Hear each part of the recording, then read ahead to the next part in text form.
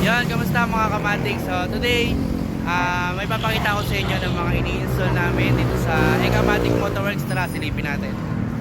Alright, ngayon current ginagawa natin dito ay PCX 160.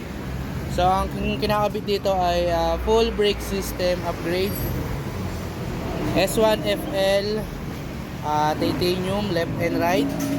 Tapos ito yung kanyang Delberic disc 260mm. Tapos front and rear set na E-series caliper RCB, and RCB hose na din yan mga boss. Dito naman sa kabila, Baya Salmon brake system din, RCB E3 E2 series na brake master, and RCB caliper, RCB hose. Yan. Tapos naka-disc na pala si sir nung pagpunta niya dito. Alright.